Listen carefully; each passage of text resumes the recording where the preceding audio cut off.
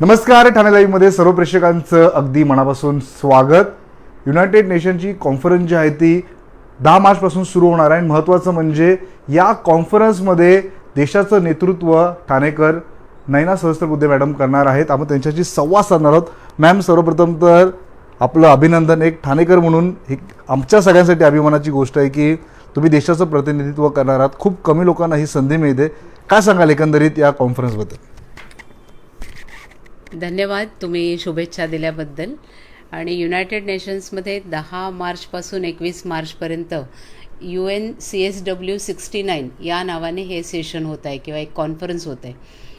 भारतातल्याच नव्हे तर जगभरातल्या अनेक महिला या कॉन्फरन्ससाठी येतात. साधारण 15,000पर्यंत ही संख्या जाते लोकांची. आणि त्यातून भारतीय स्त्री शक्तीच्या आम्ही एक 8-10 कार्यकर्ता या कॉन्फरन्ससाठी जातो आहे. आणि त्या निमित्ताने आम्ही ज्या प्रकारचं काम करतो, भारतीय महिलांच्या ज्या अपेक्षा आहेत आणि भारतीय महिलांच्या ज्या समस्या आहेत, त्याच्यावरती आम्हाला युनायटेड नेशन्समधल्या अन्य सहयोगी संस्थांबरोबर चर्चा करता येईल, समविचारी मैत्रिणींना भेटता येईल, यासाठी आम्ही सगळ्याजणी जातो आहोत तिथे. तुम्ही तर युएनमध्ये कोणता संवाद साधणार आहात, त्यामध्ये कोण कोण असणार आहेत आणि एक प्रकारे म्हणजे कसे कामकाज आहे हे ठाणेकरांना जाणून घ्यायला नक्की आवडेल मॅम. CSW म्हणजे commission on status of woman, याची 69वं सेशन हे आत्ता यावर्षी 2025मध्ये होणार आहे. याचा अर्थ याच्या आधी 68 सेशन वेगवेगळ्या विषयांवरती झालेली आहेत. 1995मध्ये बीजिंगची आंतरराष्ट्रीय 4थी महिला परिषद झाली होती आणि त्याला आता 30 वर्ष पूर्ण होत आहेत. ही यावर्षीची परिषद यासाठी महत्त्वाची आहे की हे 30 वर्ष बीजिंग कॉन्फरन्सच्या सगळ्या नंतर झालेल्या महिलांच्या सक्षमीकरणामध्ये जो बदल झाला, जो फरक झाला, याचा एक रिव्ह्यू या कॉन्फरन्समध्ये होणार आहे. आणि पहिला आंतरराष्ट्रीय महिला दिवस साजरा झाला 8 मार्च 1975 या दिवशी. त्याला आता 50 वर्ष यावर्षी पूर्ण होत आहेत. म्हणजे हा 5 दशकांचा एक मोठा कालखंड आणि बीजिंग कॉन्फरन्स नंतरचा 3 दशकांचा कालखंड, या सगळ्याचं रिव्ह्यू या कॉन्फरन्समध्ये होणार आहे. म्हणून ही कॉन्फरन्स जास्त विशेष महत्त्वाची आहे असं वाटतं मला. UN नक्की काय करते आणि आपण मांडणार असलेल्या मुद्द्याचा भारताला कसा फायदा होईल? युनायटेड नेशन UN वुमन हा जो त्यातला सेक्रेटरीएट आहे, त्याच्यातर्फे महिला सक्षमीकरणाचं काम त्यांच्या स्थापनेपासून गेली अनेक वर्ष चाललेलं आहे. म्हणजे वेगवेगळ्या देशांमधल्या महिलांच्या स्थितीबद्दलचा अभ्यास करणं, त्याच्याबद्दलचे कायदे करण्यासाठी, धोरणं बनवण्यासाठी त्या देशांना मदत करणं, त्या देशांचा जो अजेंडा आहे तो एकत्र आणून सर्व महिलांचे हक्क आणि त्यांचे सगळ्या महत्त्वाच्या मुद्द्यांवरती चर्चा घडवून आणणं, हे युनायटेड नेशन किंवा UN वुमनचं काम आहे.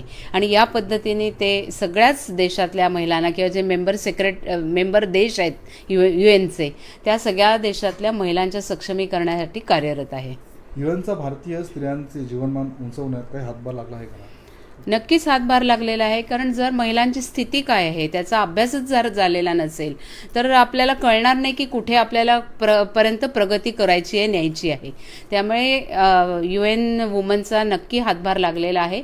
त्याच्या जोडीने भारताचे किंवा भारत सरकारने ठरवलेली जी धोरणं आहेत, वेगवेगळे आणलेले कायदे आहेत, म्हणजे समान कामाला समान दाम यासारखा कायदा आहे, किंवा ज्या महिला कामाच्या ठिकाणी जातात आणि जिथे लैंगिक शोषण होतं त्याच्या विरोधी पॉश ॲक्ट आहे. अशा अनेक प्रकारचे कायदे सरकारने केलेले आहेत. आणि ह्या सगळ्याचा जो चर्चा विमर्श आहे तो विमर्श ह्या UN होतो आणि तिथून पुढे मग प्रत्येक देशांचं ध्येय धोरण ठरवलं जातं. भारत एक त्याचा भाग आहे. त्यामुळे नक्की ह्या सगळ्या जो एक रचना आहे, या जो उपक्रम आहे, त्याचा भारतालाही फायदा झालेला आहे. UN वर नेहमी असा आरोप होतो की अमेरिका आणि काही निवडक देश UNला चालवतात. जी राष्ट्र या राष्ट्रांचे हित जोपासत नाही त्यांना UN दाद दिली जात नाही. याचा फटका भारताला पण बसला आहे अनेकदा. काय वाटतं यावर? हे म्हणजे अमेरिका आणि जे सो कॉल्ड बिग ब्रदर किंवा मोठे देश आहेत ते हे सगळे यंत्रणा चालवतात असं म्हटलं जातं. पण असं नाही म्हणता येणार आपल्याला. जगातल्या सगळ्या छोट्या मोठ्या देशांचा सहभाग या UNCSW कॉन्फरन्सेसमध्ये असतो, किंवा UN वुमनचे सुद्धा रिजनप्रमाणे चॅप्टर्स आहेत. तर त्याच्यामध्ये इस्लामिक देशांचा पण समूह आहे, आफ्रिकन देशांचा समूह आहे, आशियाई देशांचा समूह आहे. अशा सगळ्या ठिकाणी UN काम करतं. थोड्याफार फरकाने प्रत्येक देशाचा जो प्रभाव आहे त्या सगळ्या कार्यपद्धतीवर तो कमी जास्त असू शकेल, पण त्याचा नक्की उपयोग जगाला होतो आहे असं माझं मत आहे. भारतावर UN मध्ये काही पाश्चिमात्य देशांनी असे आरोप केले आहेत की भारतामध्ये स्त्रियांकडे बघण्याचा दृष्टिकोन संकुचित आहे. काही वेळा हा खोटा प्रचार मुद्दाम भारताविरुद्ध चालवला जातो. काय वाटतं मॅम याविषयी? आताच सगळं ऐकून समाज माध्यमांच्या या काळामध्ये मुद्दामून चालवल्या जाणाऱ्या अनेक गोष्टी घडत आहेत, पण आपण त्यातल्या पॉझिटिव्ह सकारात्मक गोष्टींकडे बघूया.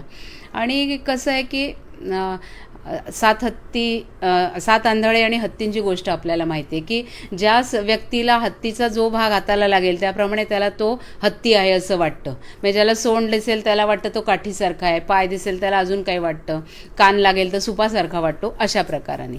त्यामुळे जे हे देश अभ्यास करतात किंवा ज्याप्रमाणे तिथे ज्या चष्म्यातून ते बघतात त्याप्रमाणे त्यांना इतर देशांमधलं चित्र दिसतं. आणि काही वेळेला तुम्ही म्हणता हे खरं आहे, ते अपुरं असतं. म्हणजे जेंडर गॅप इंडेक्स मोजला जातो आणि त्याच्यामध्ये भारताचा क्रमांक अनेक वेळेला हा खालून काही क्रमांकात दिसतो. आणि प्रत्यक्षात तर भारतातल्या महिलांची प्रगती खूप होताना दिसते. म्हणजे जगातल्या सगळ्यात जास्त महिला प्रतिनिधी स्थानिक स्वराज्य संस्थांमध्ये आज भारतामध्ये आहेत.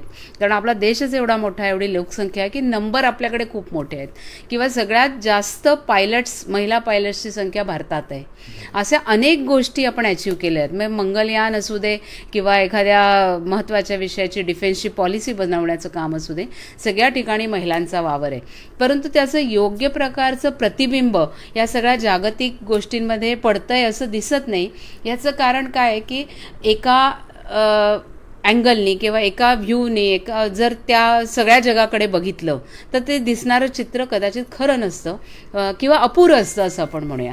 तर तशा प्रकारचं भारताबद्दलचं चित्र दिसतं.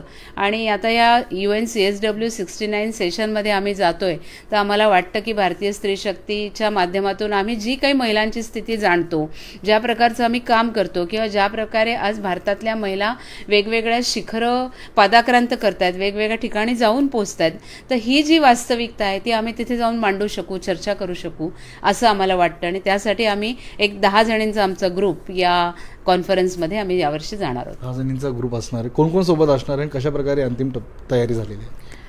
केवळ मुंबईतल्या ठाण्यातल्या असं नाही तर दिल्ली, हैदराबाद अशा ठिकाणच्या पण याच्यामध्ये महिला आहेत. आणि तसं या ठिकाणी जाणं हे मोठं खूप खर्चिक काम आहे आणि व्यक्तिगत खर्च करून जाणं सर्वांनाच जमतं असं नाही. परंतु आम्ही जाणार आहोत आणि आम्ही तिथे एक कार्यक्रम करण्याचा प्रयत्न करणार आहोत.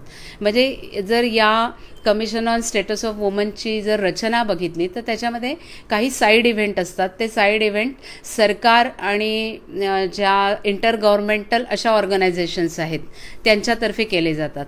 काही पॅरलल इव्हेंट असतात जे वेगवेगळ्या स्वयंसेवी संस्था करतात.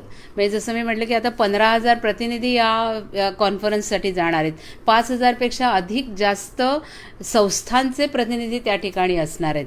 आणि हे जे संस्थांचे इव्हेंट आहेत ते जवळजवळ 700-750 असे पॅरलल इव्हेंट त्याला म्हणतात, ते 750 होणार आहेत. आणि आता नवीन जे माध्यमाचा उपयोग करून ऑनलाईन इव्हेंट पण त्याच्यामध्ये होणार आहेत. तर आम्ही भारतीय स्त्री शक्तीतर्फे 11 मार्चला एक त्याच्यामध्ये ऑनलाईन इव्हेंट करणार आहोत. कारण जेव्हा आम्ही महिलांच्या सक्षमीकरणाचा आणि स्त्री पुरुष समानतेचा विचार करतो तर लक्षात येतं असं की महिलांनी एक मोठ्या प्रकारची मजल किंवा छलांग लावलेली आहे, उडी मारलेली आहे, पण पुरुषांची मानसिकता त्या प्रमाणात बदलताना आपल्याला दिसत नाही. तर त्यामुळे shifting gears from woman empowerment to educating men for change, म्हणजे जो बदल घडवायला हवा आहे, जी समानता यायला हवे, त्याच्यात थोडंसं पुरुषांच्या मानसिकतेकडे आता आपल्याला लक्ष द्यायला हवं. की मॅचोमॅनच्या काही कल्पना असतात आणि त्या कल्पनामुळे एक टॉक्झिक मस्क्युलॅनिटी किंवा अशा प्रकारचं मर्दानगीची कल्पना आज तरुणांमध्ये पोचते आहे की म्हणजे घरात जास्त पॉवरफुल, अत्याचार करणारा किंवा मारणारा, पत्नीला मारणारा म्हणजे पॉवरफुल पुरुष, अशा प्रकारच्या ज्या कल्पना आहेत त्यातून पुरुषांना एक त्याच्याबद्दलची संवेदना त्यांच्या मनात जागी करणं, जाणीव जागी करणं आणि त्यांना स्त्री पुरुष समानतेसाठी मोटिवेट करणं किंवा त्यांना त्यांचं सहकार्य घेणं, या दृष्टीने आम्ही या सेशनची रचना त्याच्यात केलेली आहे. नक्कीच आपण पाहिलं महिला सहस्त्रबुद्धे मॅडम महिला सक्षमीकरणावरती देशाचं प्रतिनिधित्व करणार आहेत आणि ठाणेकर म्हणून एक अभिमानाची बाब आपल्या सगळ्यांसाठी आहे. ठाणे शहरातल्या अशीच प्रत्येक बातमी, प्रत्येक घडामोड, प्रत्येक अपडेट आम्ही तुमच्यापर्यंत पोहोचवत राहू. ठाणे जिल्ह्यातल्या अशाच घडामोडी पाहण्यासाठी आताच ठाणे लाईव्हच्या फेसबुक, इन्स्टा, ट्विटर अकाउंटला फॉलो करा. तसेच आमच्या यूट्यूब चॅनलला सबस्क्राईब करायला विसरू नका.